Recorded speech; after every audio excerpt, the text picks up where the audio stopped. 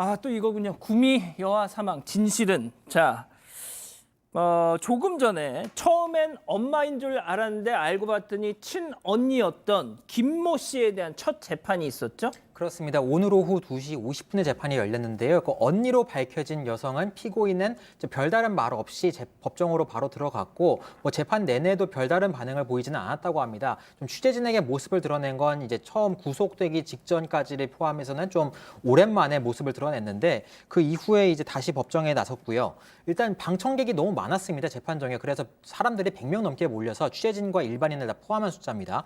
그래서 추첨을 통해서 선착순 포함해서 추첨까지 해서 한 16명 정도가 들어갔고요.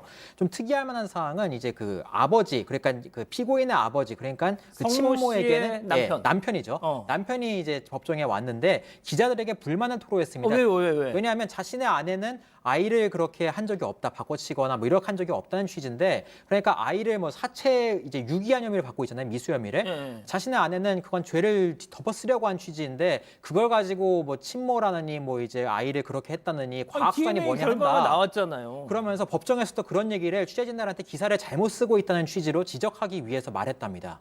아, 그 남편분이 기자들한테 니들 기사 그렇게 쓰지 마, 막 이랬다는 거예요. 기사를 그렇게 쓰면 안 된다는 취지로 이렇게 말을 했다고 해서 그래요. 기자들 사이에서 이 이야기들이 전해지고 있습니다. 아무튼 뭐 그분 입장에서는 억울한 부분이 있을 수도 있을 테니까요. 자, 그런데 일단 이 재판 내용을 좀 본격적으로 들어가기 전에 그간의 경과 간략하게 좀 정리를 해주죠.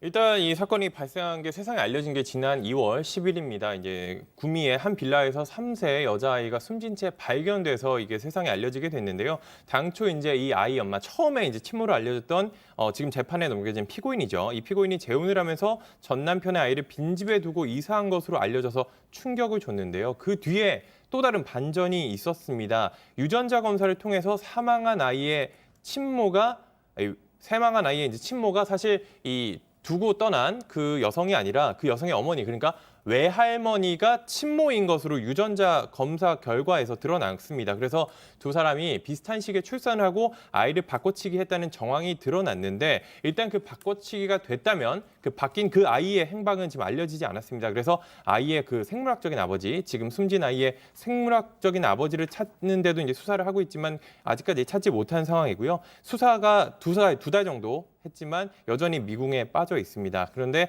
이 앞서 홍 기자가 설명한 대로 네 차례, 5차례 이제 유전자 검사를 통해서 친모가 이 석씨인 것으로 드러나고 있는데 여기에 대해서 가족들이 계속 부인을 하고 있는 상황입니다. 지금 홍 기자 지금 재판이 진행 중인 상황이죠? 일단 재판이 이제 그 맞춰서 일단 그 다음 기일까지 정한 것으로는 나왔는데 이제 정확한 사항들은 저희가 좀 추가적으로 다시 그러니까 전해드릴 어떤 수 있도록 내용들이 하고. 오고 갔는지는 아직 전해지지 않고 있죠. 일단 이제 다 전해드리기는 좀 현재까지는 어려운 상황이고, 다만 저희가 이제 말씀드릴 수 있는 사항은 그 이제 변호인이 지금 어떻게 선임됐냐, 그 언니와 그 이제 엄마의 친모의 변호인이 각각 달랐다는 점을 말씀을 드릴 수 있습니다. 그래서 지금까지 알려진 사실로는 언니는 그 이제 어떤 국선 변호인을 했고, 엄마는 이제 국선 변호인이 아니라 이제 전관 출신 변호인을 선임했다고 하는데, 이 내용에 대해서 약간 좀 추정되는 부분은 있습니다. 언니는 범행의 어떤 정황이 분명하거든요. 왜냐하면 전 남편의 아이를 보기 싫어서 두고 갔다라든가 좀 아동수당을 부당 수령한 혐의가 명확한데, 친모는 지금 아이를 바꿔치기한 정황에 대해서 유전자 검사 외에는 정황 증거이기 때문에 다툴 여지가 많아서 그렇게 좀 다투기 위해서 변호사를 선임했을 것이다.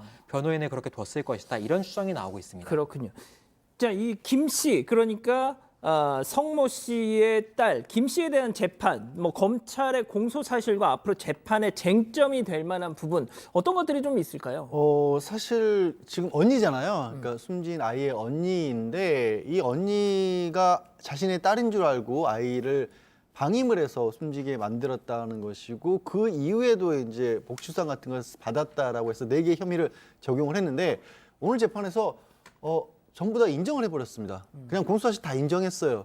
그리고 피고인 신문 하겠느냐라는 재판장의 질문에 대해서 변호인도 필요 없다, 안 하겠다고 했고, 검찰도 안 하겠다고 했습니다. 그래서 사실상 변론이 끝나버렸습니다. 쟁점이 없어요.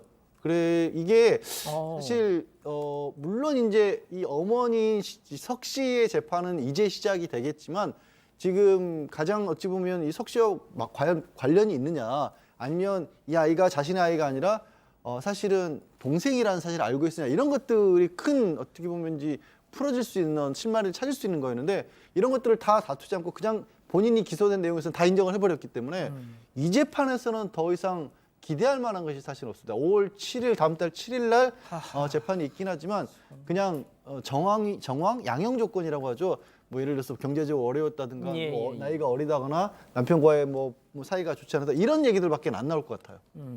자, 이 기자 좀 짧게 오늘 뭐 김 씨 뭐라고 했는지 좀 전해진 거 있어요? 일단 수의를 입고 구속된 상태에서 이제 재판에는 들어왔는데 별다른 얘기를 하지 않았습니다. 앞서서 양 변호사님도 설명을 잘 해주셨는데 일단 이런 검찰의 범죄 사실에 대해서 다투지 않고 있습니다. 모두 인정하고 원래는 이제 보통 이제 피고인 신문을 하는데 피고인이 이제 가운데 자리에 서서 이런저런 질문을 하도록 돼 있는데 변호인 측에서도 이를 원치 않는다고 했고 검찰이 하지 않는다고 해서 이제 이루어지지 않을 거고요. 다만 이 가족들 측에서 정상 참작을 위해서 탄원서를 제출하겠다고 해서 이 부분만 좀 더 반영이 될 것 같습니다. 소장님 뭐 이 김 씨 재판 내용 듣고 뭐 전해주실 말씀이 좀 있으실까요? 네, 그냥 저는 뭐 아직까지는 정확한 것이 없고 온 국민한테 지금 총격을 주고 너무 복잡하고 미스테리한 것이니까요. 그렇지만 우리가 반드시 밝혀내야 되는 것 한 가지 확실한 건 있잖아요. 여기서 죽음에 이른 아이가 있잖아요. 예, 예. 그러니까 그 아이는 빈집에서 가재도구를 그 엄마인지 언니인지 정확히 아직도 알 수 없는 그 사람이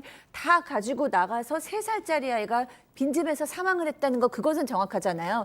이게 너무 엽기적이기도 하고 너무 그 충격적이기도 하기 때문에 그 사건이 자꾸 뒤로 밀리는 것 같은데 우리가 분명히 굉장히 심각한 아동 학대, 아동 살해가 있었다는 걸 좀 기억할 필요가 있다고 봅니다. 자, 뭐 소장님 말씀하신 것처럼 숨진 아이도 그렇고 지금 행방을 알 수 없는 사라진 아이도 정말 계속 좀 기억을 해야 될 것 같습니다.